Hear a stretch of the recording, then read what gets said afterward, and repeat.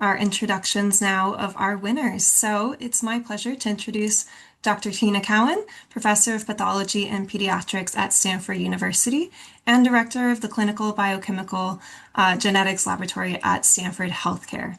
Dr. Cowan is a nationally recognized leader in clinical biochemical genetics whose work has helped diagnose rare genetic disorders in newborns, giving infants the opportunity for healthier lives through early detection and treatment. Since joining Stanford in 2002, she has built one of the nation's leading biochemical genetics laboratories. An accomplished educator, researcher, and mentor, Dr. Cowan has also helped shape national standards for genetic testing through leadership roles in several of the profession's leading organizations. So I hope you'll all join me in welcoming Dr. Tina Cowan. Okay, thanks. Can everyone hear me? Can you? Yay.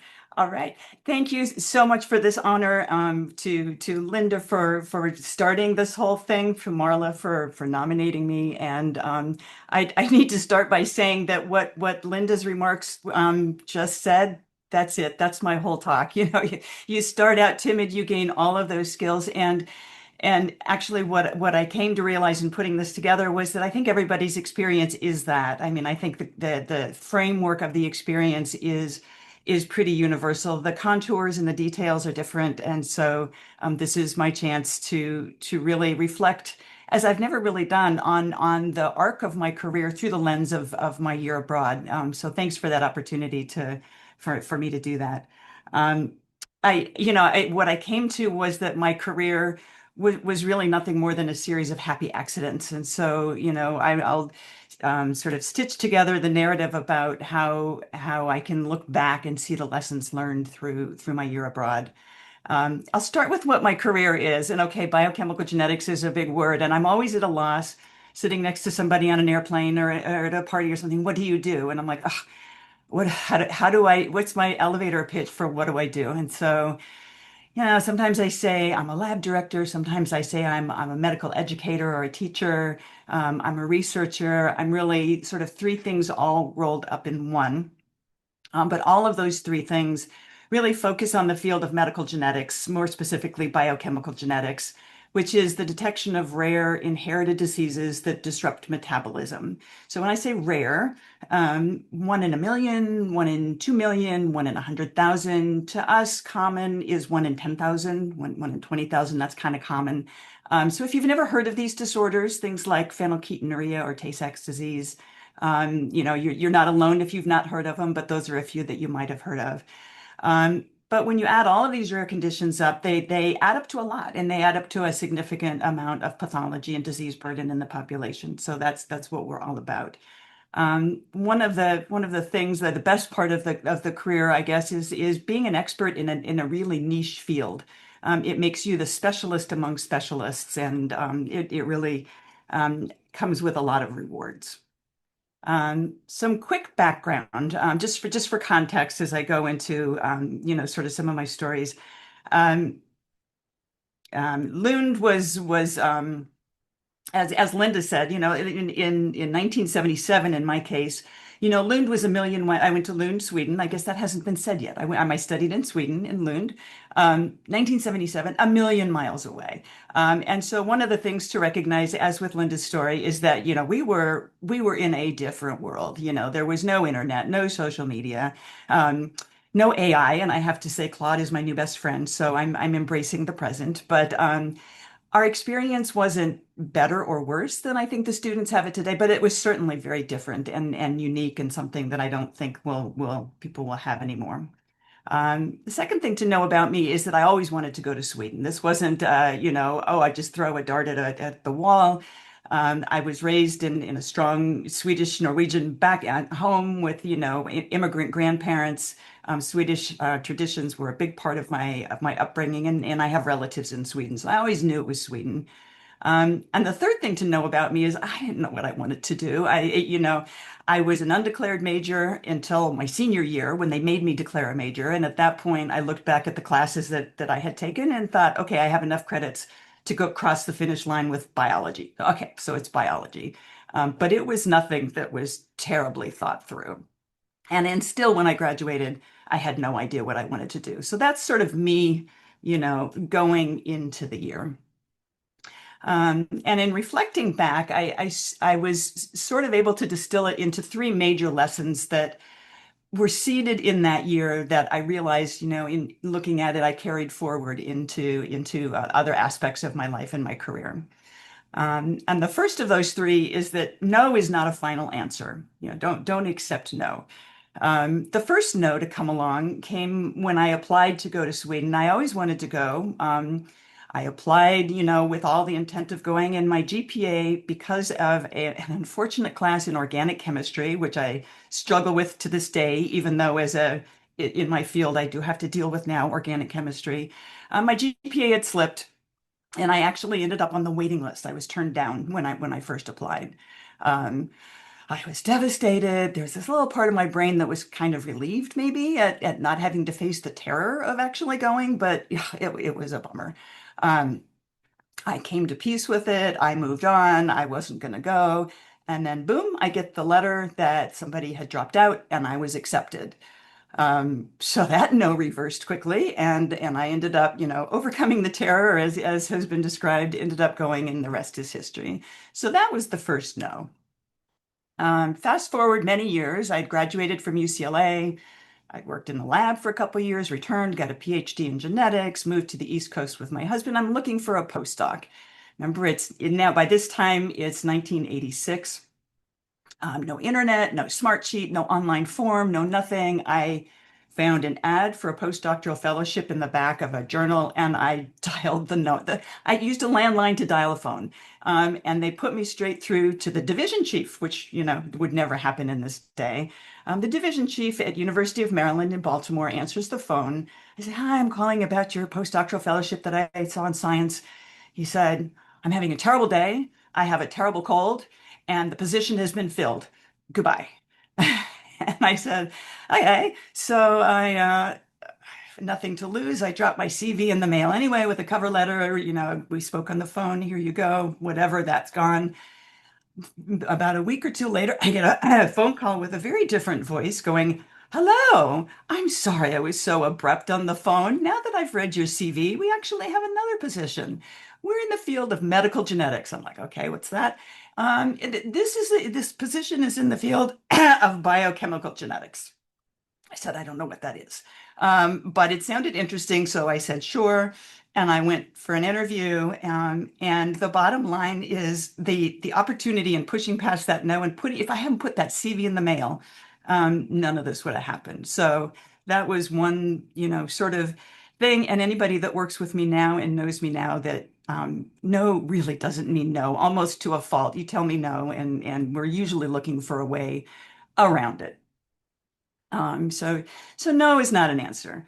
Um, the other, let's see. Um, the next, so the thrill of not, or the no means no. The next one is the thrill of not knowing something. What it means to not know. This one started in the spring of 1978 in physiology class in Lund. So I'm in Lund. It's spring, so by now I'm fluent in Swedish and can understand and comfortably participate in the class. And we had been divided into small groups in this physiology class, and we were supposed to be discussing something having to do with how the heart works. I don't remember. The professor came around and said, to answer questions, and how's your discussion going about the heart? And it was a great discussion. We asked him questions, he answered, and eventually he answered a question by saying, "I don't know." He said, "In fact, nobody knows. Nobody knows the answer to this question." And his words, which I have actually never forgotten, the exact words he said, "Du befinner dig på begränsningen av kunskapen." You find yourself on the boundaries of knowledge. And I'm like, wow. Like, I didn't know that that was a thing. I thought, school was here to teach you what you knew, what was known. I didn't really realize that you could stop and sit at what wasn't known and that would be a fun thing to do. It made a huge impression, and I can still picture him saying those words. It has really anchored me in a career in problem solving and relishing the idea of not knowing and trying to figure things out, sort of the journey rather than the destination kind of thing. So in my career, we perform testing on patients, mostly children, who are suspected of having an inherited metabolic disorder. And as I said, there's many different disorders. And many of the classic ones show sort of a characteristic biochemical signature that makes, even though they're rare and complicated diseases to the trained eye, it makes them pretty easy to diagnose. Um, but every once in a while, a result doesn't make sense. The patient has an atypical presentation, the bugs are confusing. It's just some weird collection of a situation that's never come up before.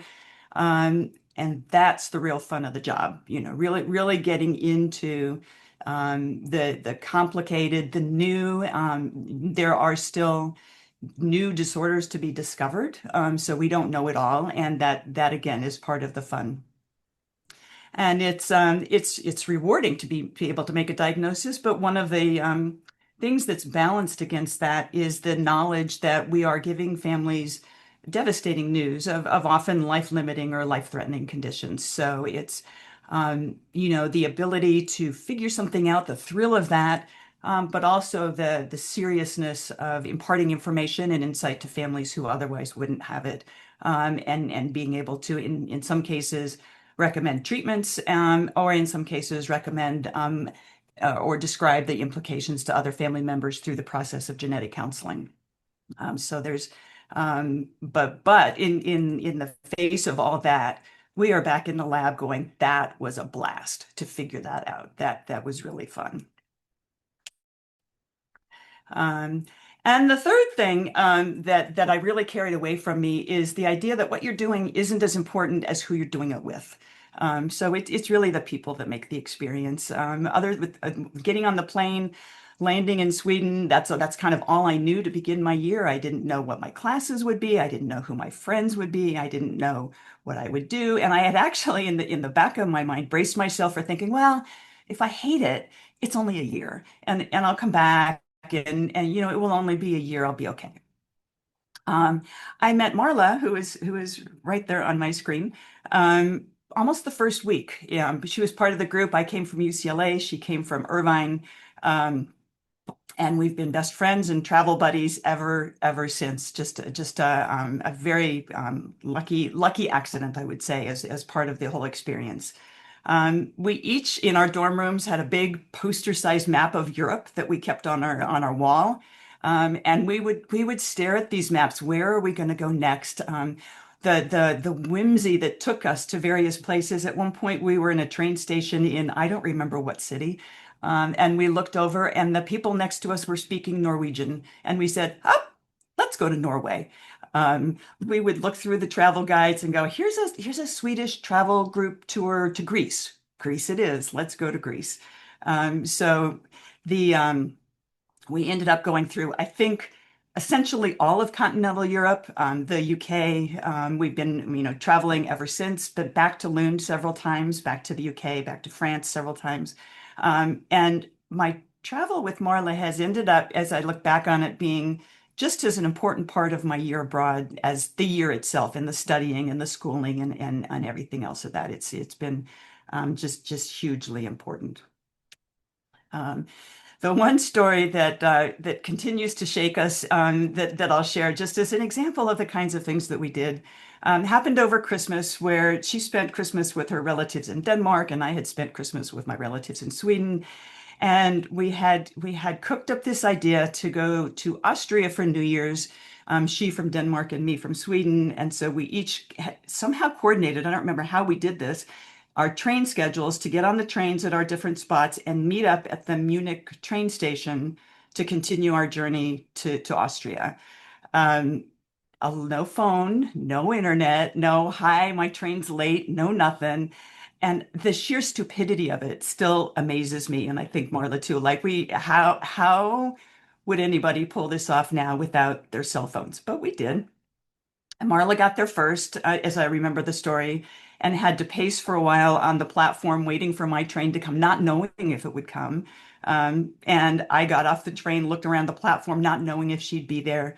And it was the I'd never been so relieved to see an individual on planet Earth as I was to see Marla on that Munich train station, because true to the day, we didn't have a backup plan. I mean, who would have done? Um, So, Marla, as the example of who you're doing it with is the person that encourages me and supports me and pulls me out of my comfort zone, just as she has with this nomination, which has led me to give this talk. And just forever grateful for the all of the people that shared my year with me. Forward to 1986 in Baltimore. Now, I had just learned in that interview about medical genetics, where I said, "Sure, I'll have a postdoc in medical genetics," and I had been hired, but I hadn't met my postdoctoral mentor yet. They said my mentor would be someone named Mimi Blitzer, who's also on the call today. Um, and we were introduced in the hallway. It was her first day as an assistant professor at the University of Maryland. It was my first day as a postdoc at Maryland. And the division chief said, "Dr. Blitzer, this is your new postdoc." And we kind of looked at each other and said, "Okay." Um, it was another just huge happy accident that has really changed the course of my life. We walked out of the hallway and into a big empty room that was to be the biochemical genetics lab at Maryland. We were setting it up from the ground up. We rolled in a big machine and tried to set it up, or started to set it up.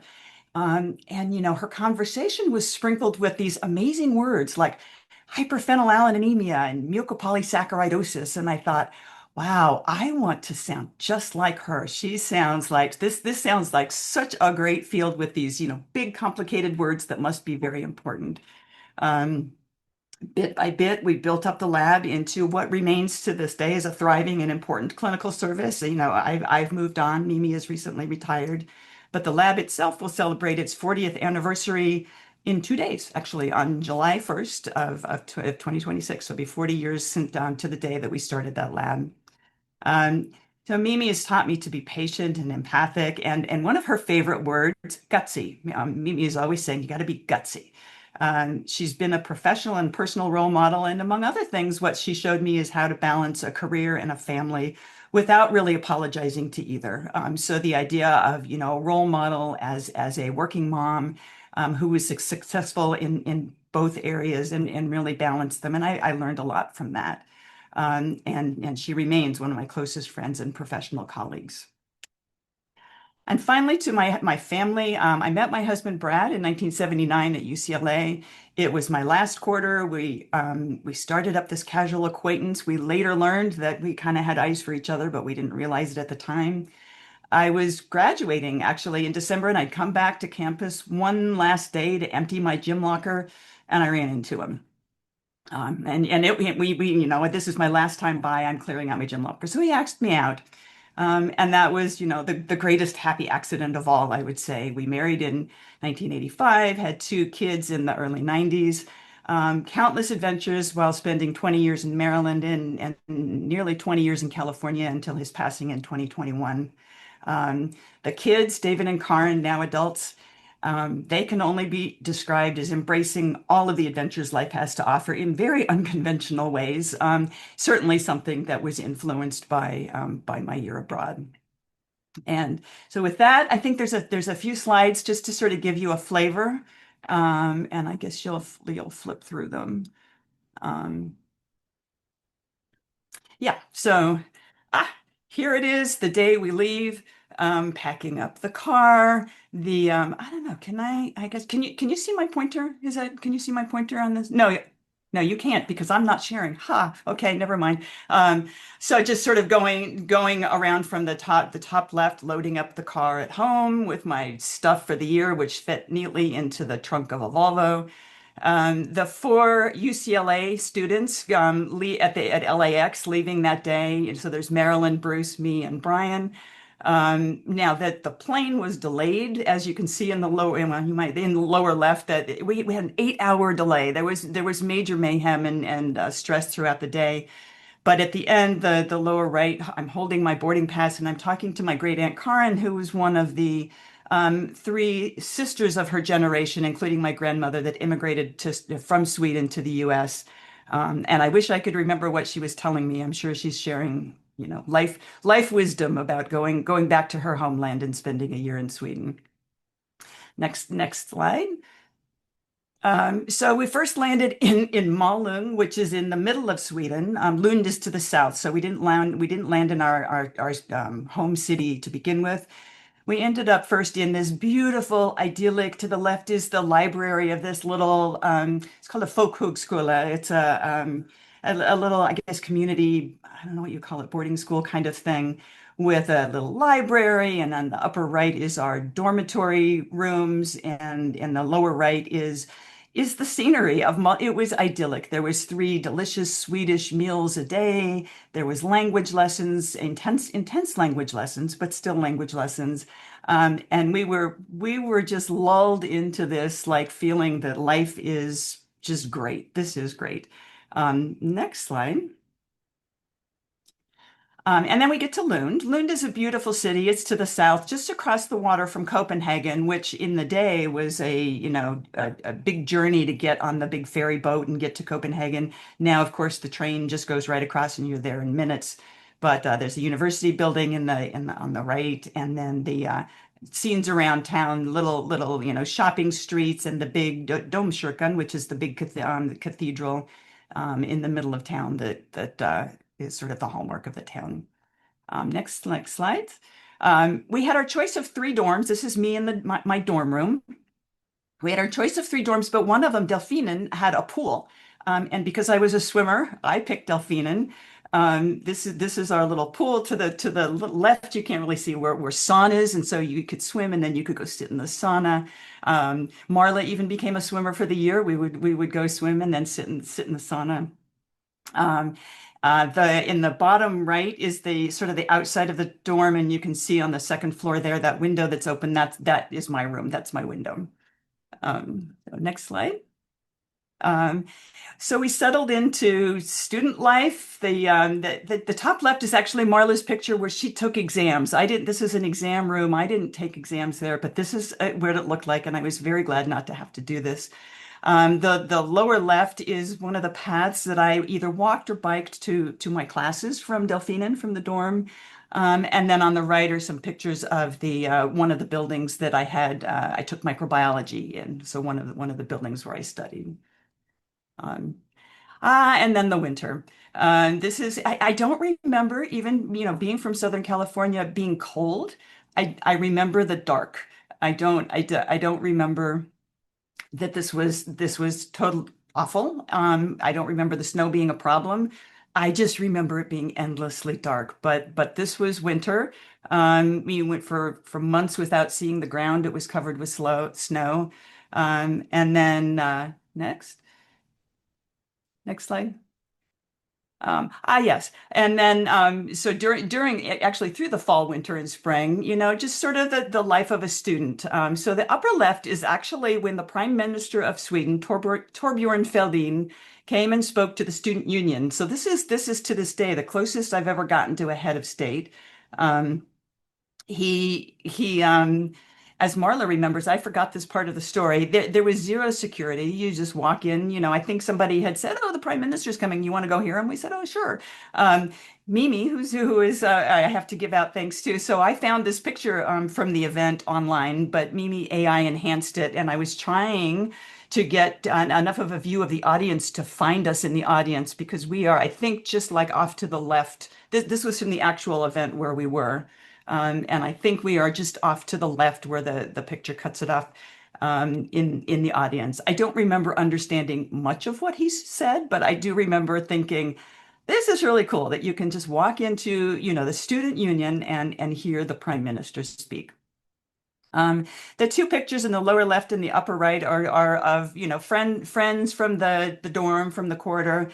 And my impression of these pictures is that I realized towards the end, these were taken in the spring, that I knew these people well, and I'd never spoken English with them.